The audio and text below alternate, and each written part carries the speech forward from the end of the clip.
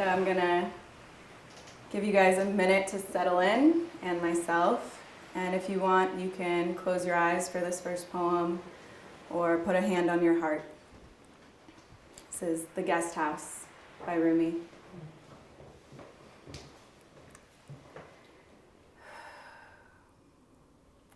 This, being human, is a guest house. Every morning, a new arrival. A joy, a depression, a meanness. Some momentary awareness comes as an unexpected visitor. Welcome and entertain them all.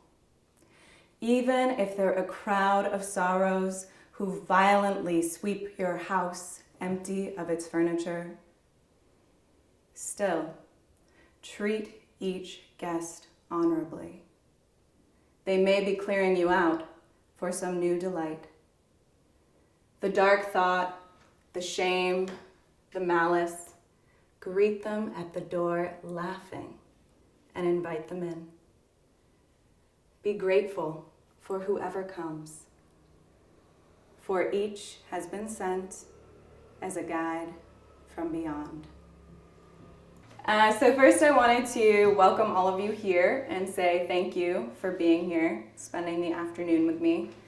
As some of you know, for the past year I've been attending a poetry school, the Mystery Depths Poetry School, with Kim Rosen, who wrote a book, Saved by a Poem. And she's been sort of a spiritual teacher of mine and actually our whole family for many years now. And when the opportunity came to attend a school that she was facilitating, it sounded like the perfect fit. And so since January, I have been working with a group of 13 other women from all over the US and Canada.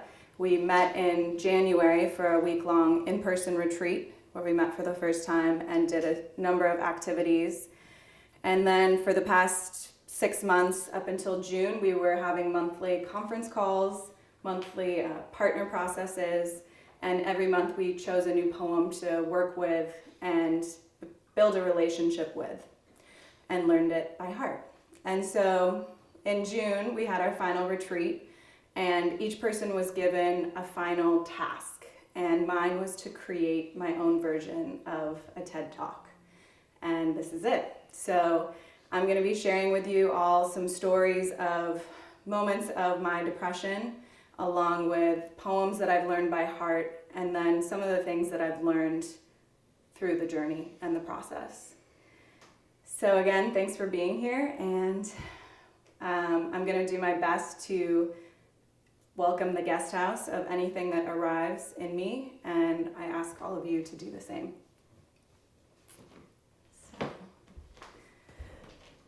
And for my first, or I guess my second poem, I'm going to share with you my own poem, True Self.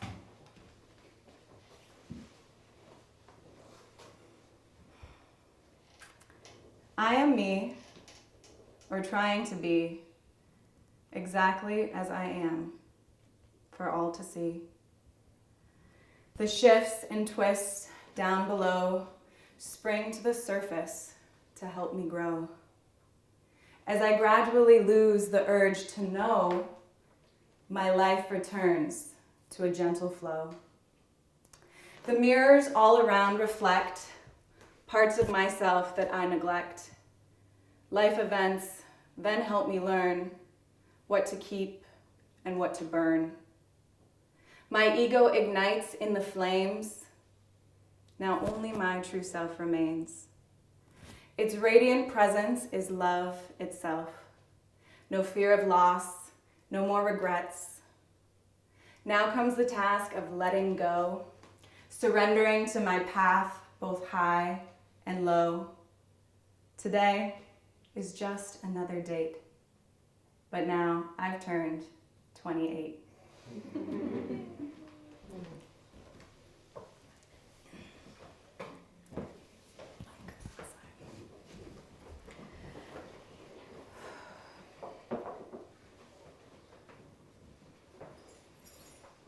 I've been in bed for 3 days.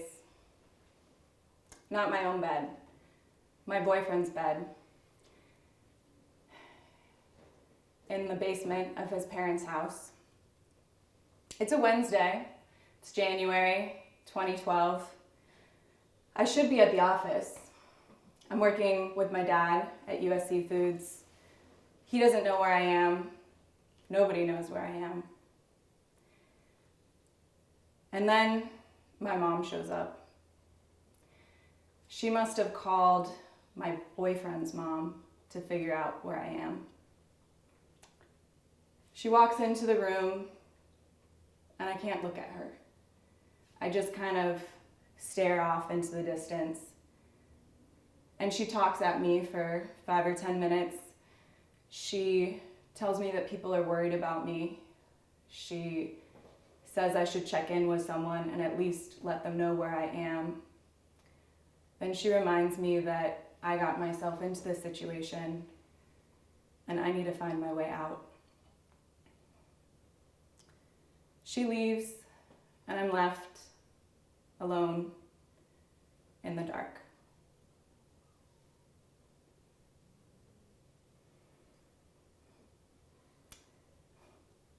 I know the way you can get when you have not had a drink of love. Your face hardens, your sweet muscles cramp. Children become concerned about a strange look that appears in your eyes, which even begins to worry your own mirror and nose. Squirrels and birds sense your sadness and call an important conference in a tall tree. They decide which secret code to chant to help your mind and soul. Even angels fear that brand of madness that arrays itself against the world and throws sharp stones and spears into the innocent and into oneself. Oh, I know the way you can get when you have not been drinking love. You might rip apart every sentence your friends and teachers say, looking for hidden clauses. You might weigh every word on a scale like a dead fish. You might pull out a ruler to measure from every angle in your darkness the beautiful dimensions of a heart you once trusted. I know the way you can get when you have not had a sip from love's hands. That is why all the great ones speak of the vital need to keep remembering God. So you will come to know and see him as being so playful and wanting, just wanting to help. That is why Hafiz says, "Bring your cup near me, for all I care about is quenching your thirst for freedom." All a sane man can ever care about is giving love.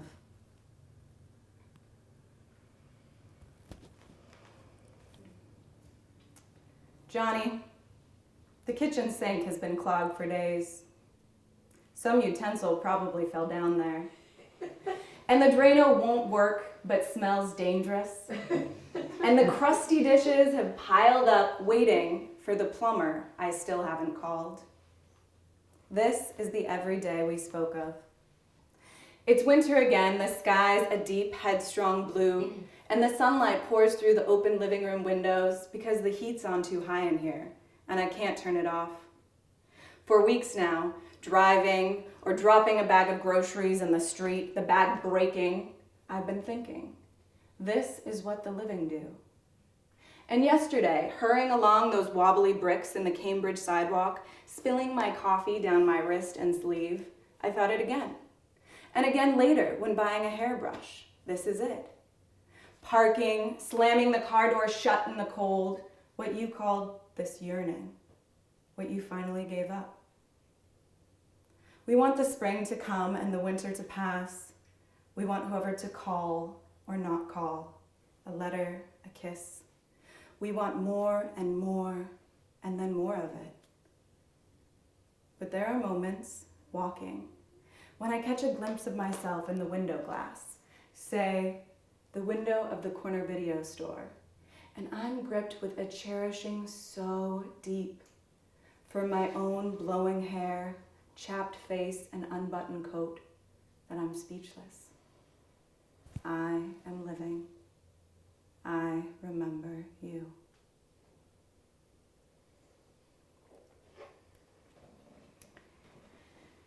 So throughout my life, I've had moments where I get into a funk, where things just aren't going my way and everything feels impossible and the world just seems to be at odds with me in every way.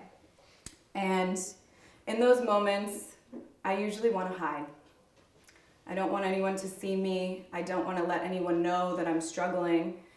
And that's what I've done many times in the past is I'll hide and I won't communicate.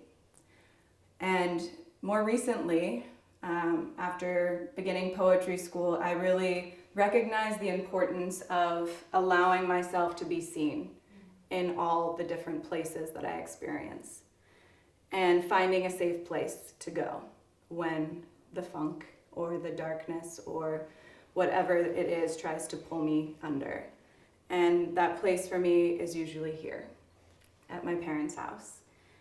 I can come and watch TV all day if I need, or write, or be outside. It's just a really safe space where nobody will really bug me and I just get to do what I need.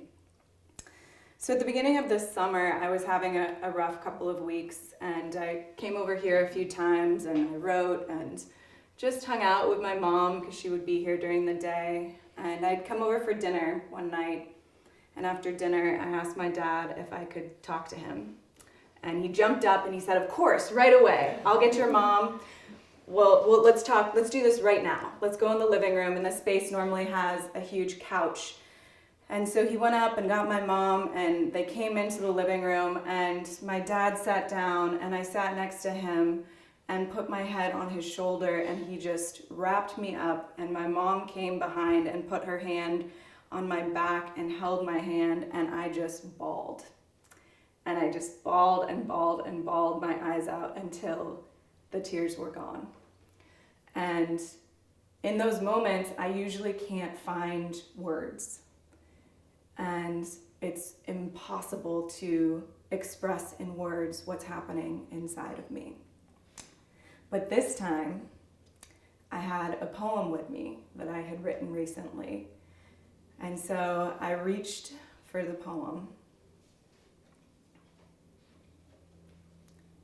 Face distorted, tears multiplying, creating confusion within. That nagging throb in my chest is back. It's always back. A waking nightmare, this cannot be reality. My mind won't accept it, but every texture feels so real. What am I missing? What is this gut reaction trying to tell me? It's a detached feeling of pain. My life continues, but I'm only a shell, hollow on the inside, empty, raw. Screaming silently, my voice unable to escape its tight bounds, violently clawing at my shell enclosure. Then I stop. I submit. I want to give up. Why am I here? The contradictions continue, ripping me apart, my mind unable to make sense of it. I committed to searching. I painfully pried at the shell until it opened just a crack. Now, nothing makes sense. I teeter between who I think I am and who I truly am, not always strong enough to know the difference, unable to find solid footing in either version of me. I've stopped trusting myself. The light shining through the crack has become a burden. I'm terrified of the shell breaking from the pressure. I have glimpsed the real truth, yet the moment my mind attaches to it, it vanishes.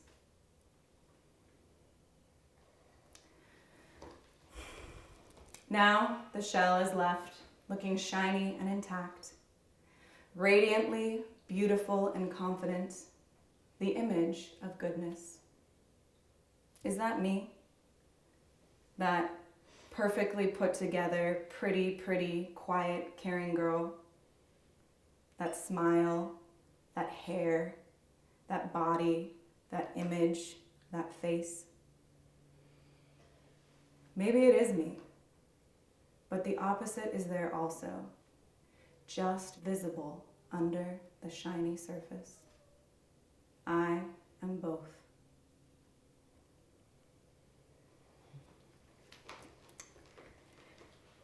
So it felt like, for the very first time, poetry gave me words. It started when I read poems that I loved. All of a sudden, this internal world that I never, ever had the words for and could never express and describe had words. There were poems I would find and I would read and I would wonder who wrote it, because I could have. And it felt like there was this whole new world that opened up through poetry, and this expression that was there and just waiting and wanting to come out of me. And that was poetry. And then I started writing my own poetry, and it became even more potent for me. Exactly what was going on could come out. And all of a sudden, poems would just come to me. And I'd write a poem in 5 or 10 minutes and wonder where it came from. So it was so much fun, and has been so much fun this past year, really exploring poets and my own writing of poetry. So now I'm going to share with you a few of the poems that first really grabbed my attention and felt like they were speaking to me. Kindness by Naomi, Shihab.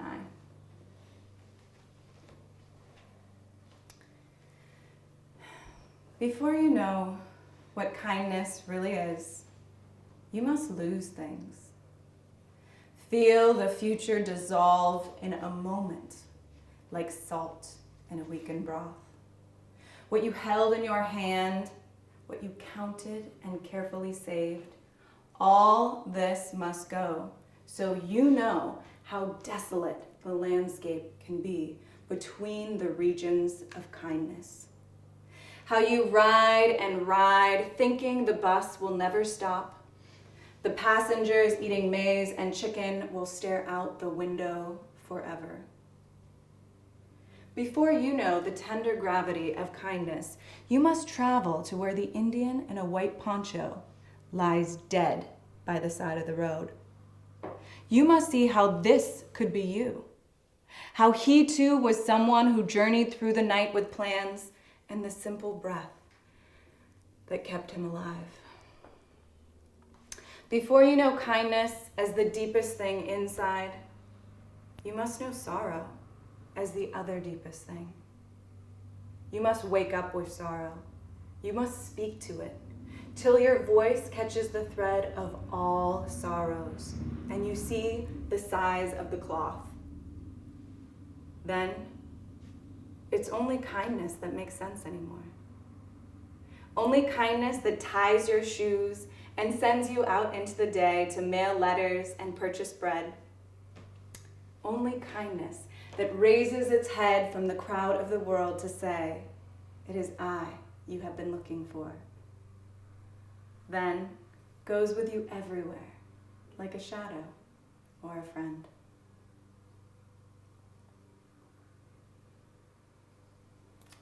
Dear human, you've got it all wrong. You didn't come here to master unconditional love. That is where you came from and where you'll return. You came here to learn universal love, personal love, Messy love, sweaty love, crazy love, broken love, whole love, infused with divinity, lived through the grace of stumbling, demonstrated through the beauty of messing up often. You didn't come here to be perfect. You already are. You came here to be gorgeously human, flawed and fabulous, and then to rise again into remembering.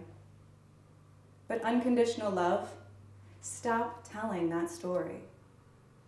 Love, in truth, doesn't need any other adjectives. It doesn't require modifiers. It doesn't require the condition of perfection.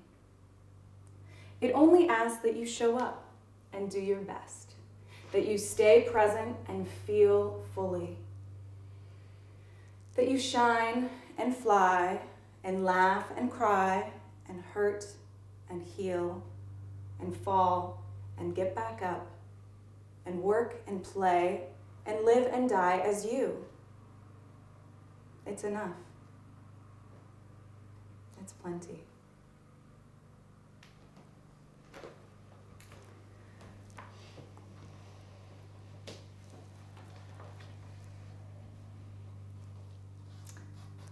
You do not have to be good. You do not have to walk on your knees for 100 miles through the desert repenting. You only have to let the soft animal of your body love what it loves. Tell me about despair, yours, and I will tell you mine. Meanwhile, the world goes on. Meanwhile, the sun and the clear pebbles of the rain are moving across the landscapes, over the prairies and the deep trees, the mountains and the rivers. Meanwhile, the wild geese, high in the clear blue air, are heading home again. Whoever you are, no matter how lonely, the world offers itself to your imagination, calls to you like the wild geese, harsh and exciting, over and over announcing your place in the family of things.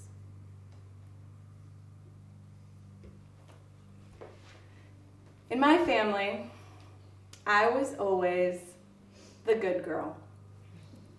So when I heard that first line of Mary Oliver's poem, Wild Geese, you do not have to be good, I was a little bit baffled. I was like, oh, this one's for me. I need to learn this one. You do not have to be good. Weird. What if that was true? And although I was the good girl growing up, when I was 16, I did something bad. So I'm 16 years old.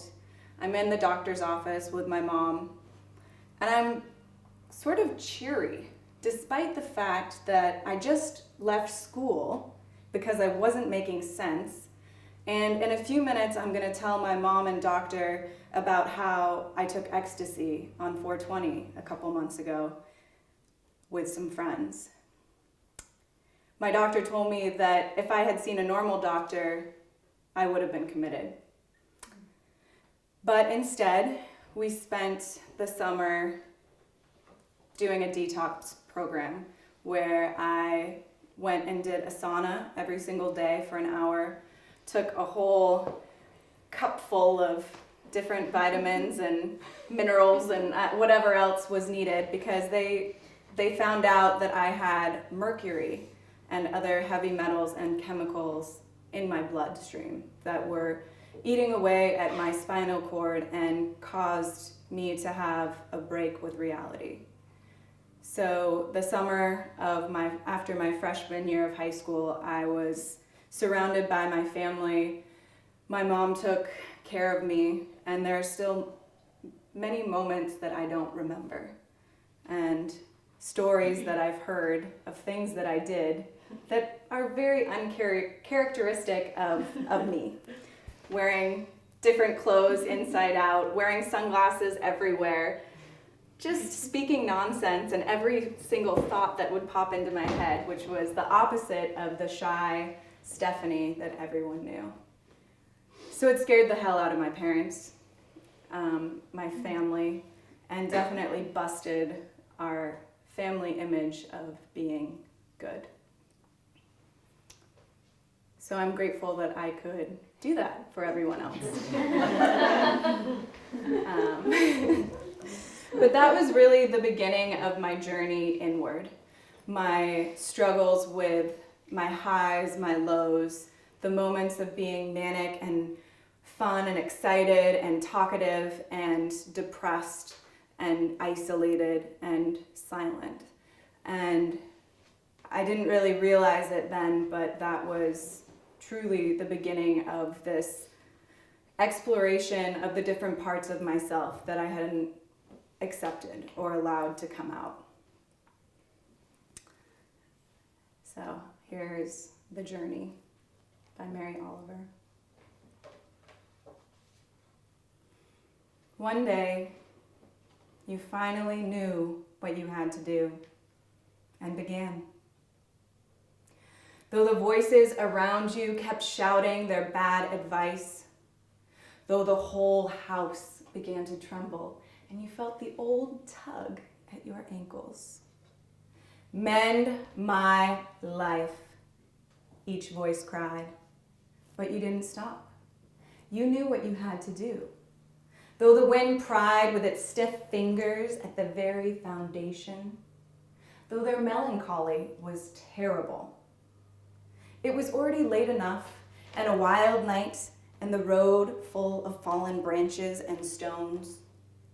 But little by little, as you left their voices behind, the stars began to burn through the sheets of clouds, and there was a new voice, which you slowly recognized as your own, that kept you company as you strode deeper and deeper into the world, determined to do the only thing you could do, determined to save the only life you could save.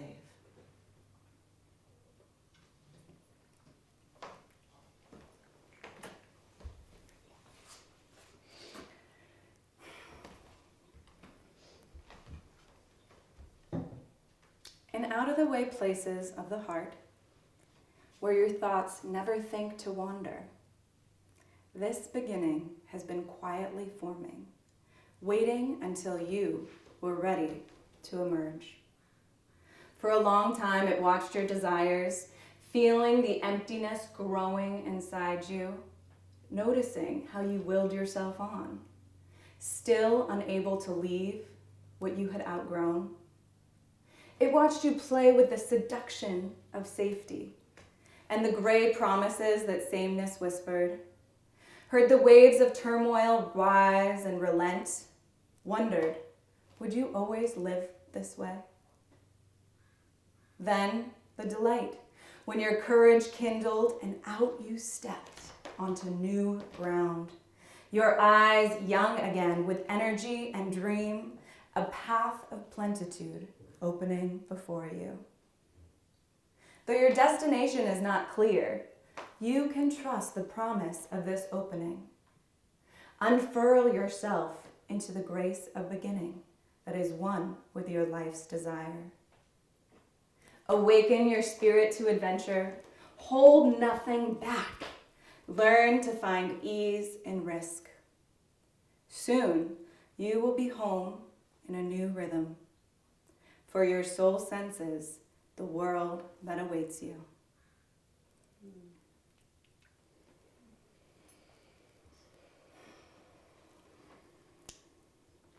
Red rocks, brown moon, come be my witnesses. Tonight, I marry myself. Here in this silence, where 3 deer stood still for me, I join one hand to the other in simple love. As I place the ring on my finger, moon says, marry your own fullness. Rocks say, only that endures. No witnesses but these, no family in rented formal clothes. Midnight, the moon, burgeoning with light, spilling her radiance everywhere. I come home to myself here, prodigal child, lost refugee. I marry the woman I am, ripe and tender and full of juice. I am the one I've been waiting for with such patient longing. This bride cannot be bought at any price. Her hand is given into the keeping of her own steadfast heart.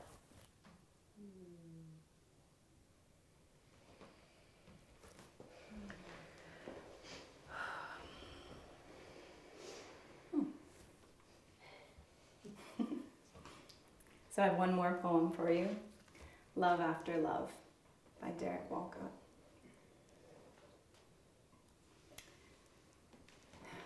The time will come when, with elation, you will greet yourself, arriving at your own door, in your own mirror. And each will smile at the other's welcome and say, sit here, eat. You will love again the stranger who was yourself. Give wine, give bread, give back your heart to itself. To the stranger who has loved you all your life, whom you ignored for another, who knows you by heart. Take down the love letters from the bookshelves, the photographs, the desperate notes. Peel your own image from the mirror. Sit. Feast on your life.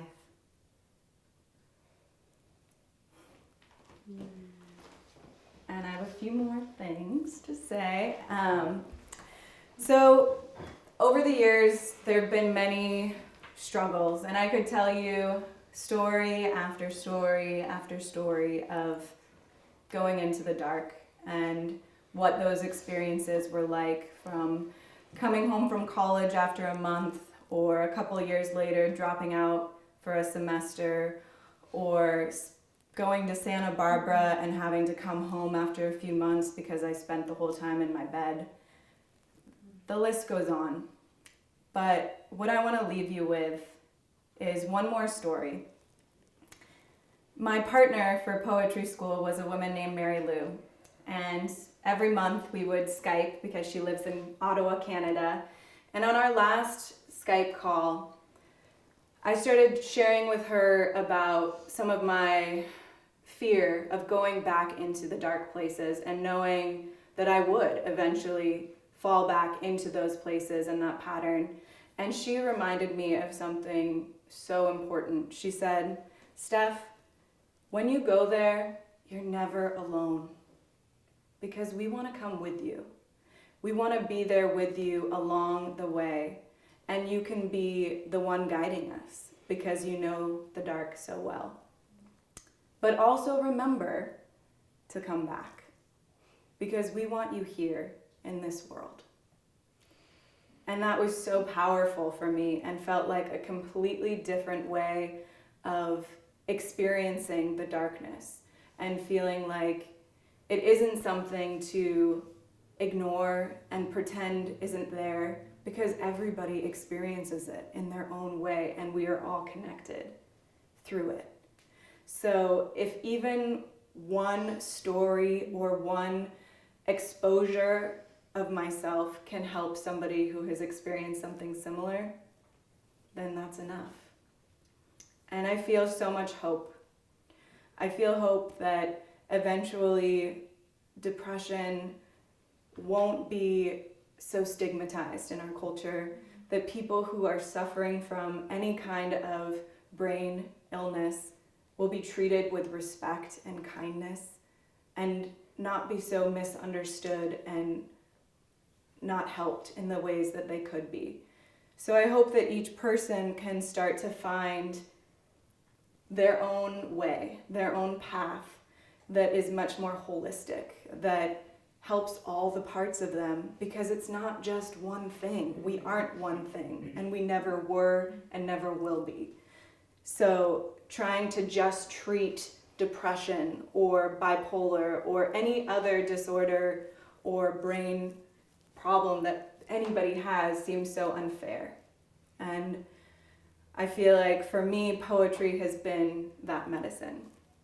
And I feel so lucky to have found that thing that is mine. And I know I will have more struggles, but I feel a lot of hope. And that's what I want to leave you all with today, is the hope that as a society we can start to lift people up in a different way and really support each other through all of the experiences and the highs and lows and the dark places that we sometimes go to.